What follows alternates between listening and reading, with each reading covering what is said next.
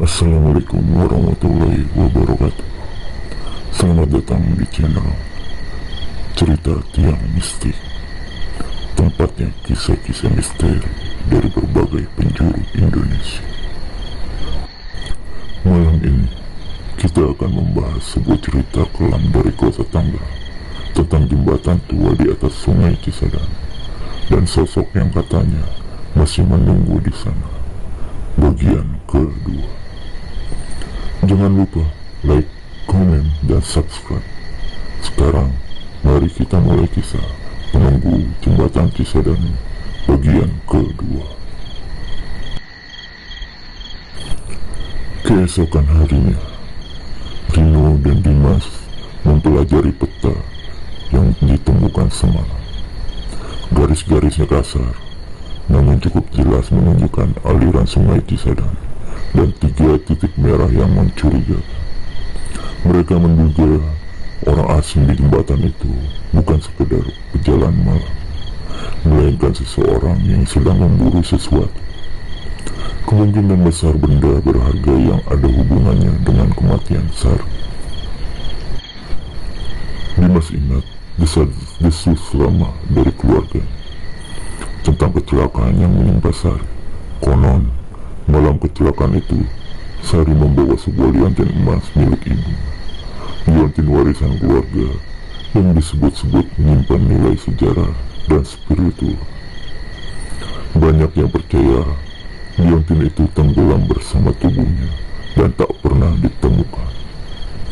Sejak saat itu, cerita tentang barang pusaka di dasar sungai mulai menyebar diam-diam. Rino pun mulai sadar arwah Sari tidak hanya menampakkan diri untuk meminta ditemukan. Dia juga memperingatkan bahwa ada pihak lain yang berniat mengambil sesuatu yang seharusnya tidak disentuh. Jangan sampaikan mereka menemukan lebih dahulu. Kalimat itu kini semakin masuk akal. Liontin itu bisa jadi adalah pengikat antara roh Sari dan dunia ini. Jika sampai jatuh ke tangan yang salah, segalanya bisa jadi lebih buruk. Mereka pun membuat rencana. Malam itu juga, mereka akan menyelidiki titik pertama yang ditandai di peta itu. Dimas membawa kamera inframerah pinjaman dari komunitas horor lokal. Sementara Rino membawa senter, dupa, dan bunga.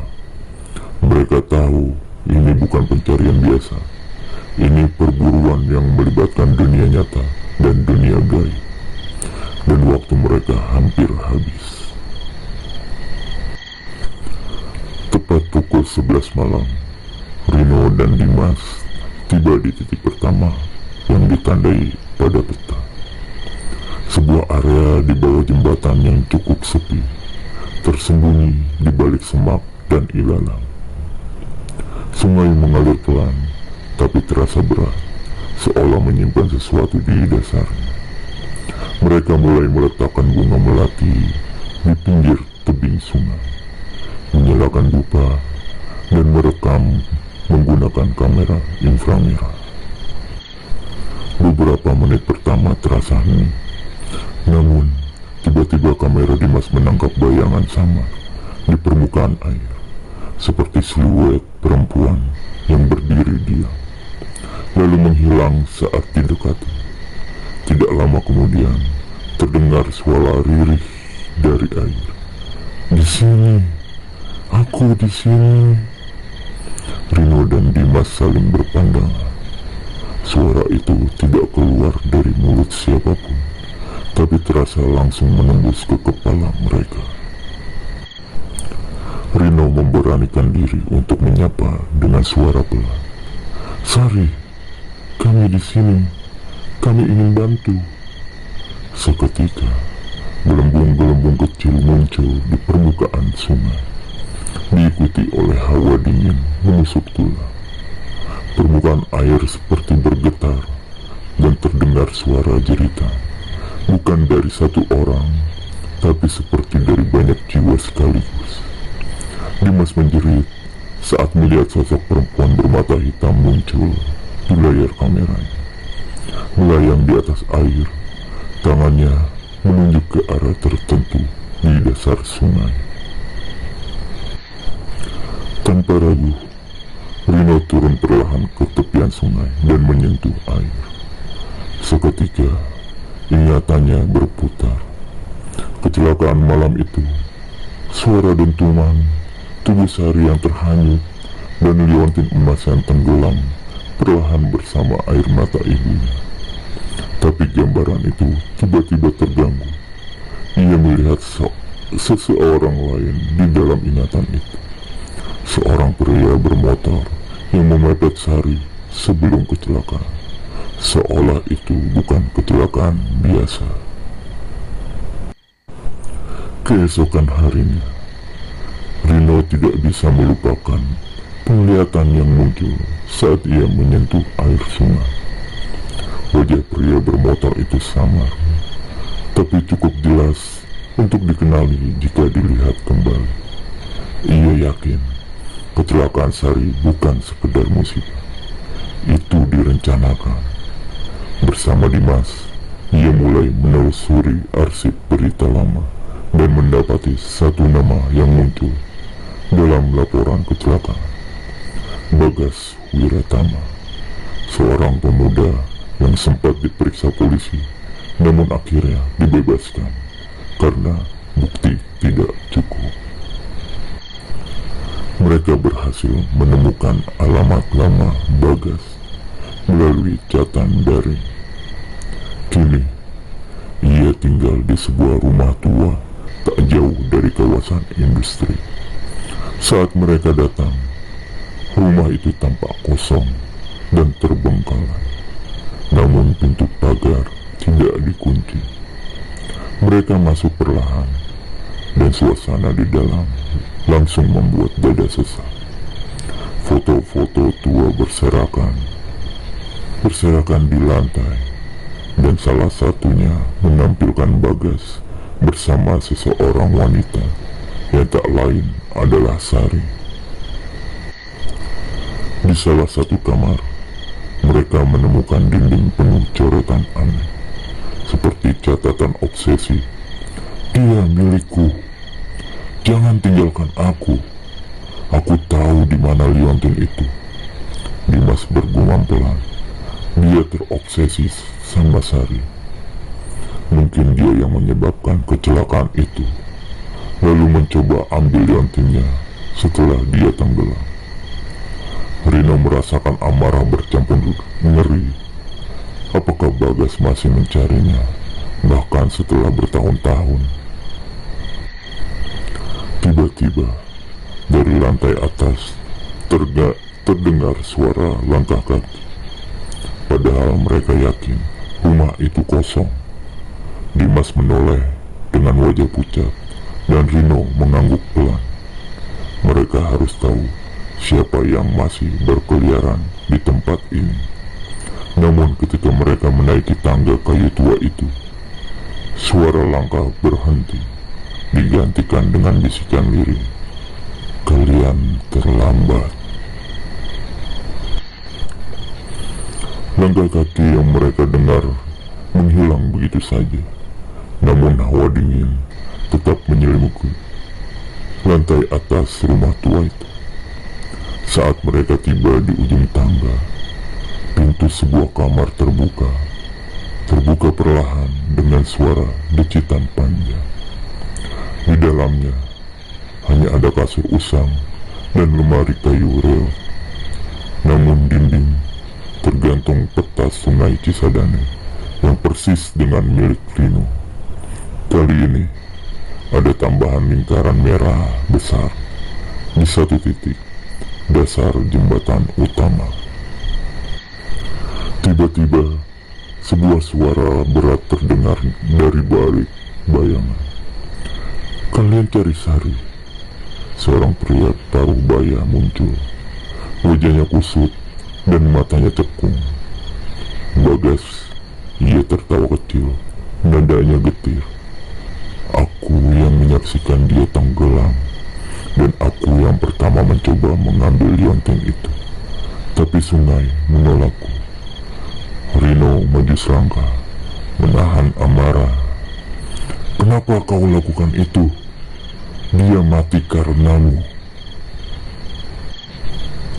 Bagas menunduk, lalu mendongak dengan sorotan mata kosong. "Bukan aku yang membunuhnya. Sungai yang menelannya. Aku hanya ingin mengambil kembali apa yang seharusnya milikku." Ia lalu mengangkat sebuah benda dari balik lemari. Kotak logam berkarat, dikunci rantai. "Aku menemukan ini minggu lalu, di titik ketiga, tapi tak bisa membukanya. Kau yang dia pilih, bukan aku. Dia yang memanggilmu, bukan aku." Tiba-tiba, dari luar rumah terdengar suara-suara gemuruh, seperti air yang meluap dan teriakan dari kejauhan. Bagas menoleh ke jendela, wajahnya ketakutan. "Mereka datang, bukan hanya Sari, mereka semua." Korban yang ditenggelamkan oleh sungai, oleh orang-orang rakus. Rino dan Dimas bergegas membawa kotak itu pergi, sadar bahwa waktu mereka hampir habis. Apapun yang ada di dalamnya harus dikembalikan sebelum mereka mengambil alih.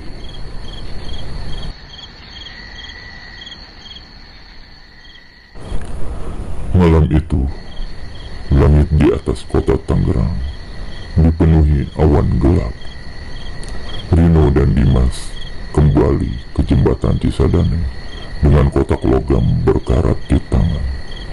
Arus sungai mengalir lebih deras dari biasanya, seolah tahu bahwa sesuatu yang penting sedang dibawa kembali. Di sekeliling mereka, udara terasa berat, dan suara-suara bisikan mulai terdengar, meski tak ada siapapun di sekitar. Rino berdiri di tengah jembatan, di titik yang ditunjuk Sari dalam penglihatan sebelumnya. Ia membuka rantai kotak logam itu dengan kunci kecil yang ditemukan di saku tas. Entah bagaimana, kunci itu ada di sana. Saat kotak terbuka, di dalamnya terdapat liontin emas berbentuk oval dengan ukiran halus dan foto kecil Sari di dalamnya. Begitu liontin itu disentuh, angin kencang bertiup dan seluruh jembatan bergetar pelan. Air sungai tiba-tiba bersinar redup, dan dari kedalamannya muncul sosok Sari. Kali ini tampak tenang, tidak lagi menyeramkan. Ia tersenyum pada Rino, lalu mengangguk pelan.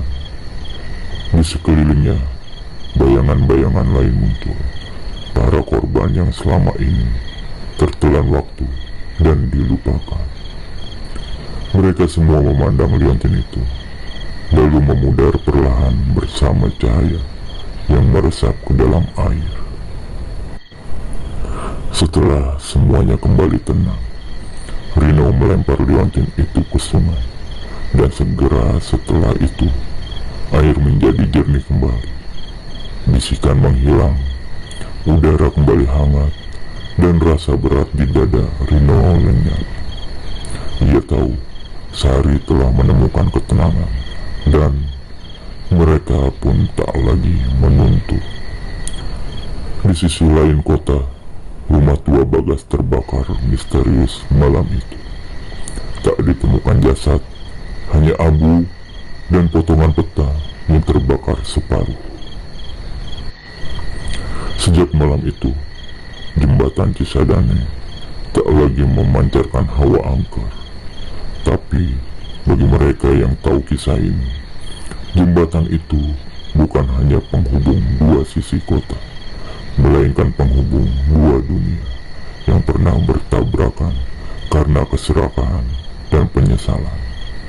Dan Rino ia tak akan pernah melintasinya tanpa mengingat suara lirih itu.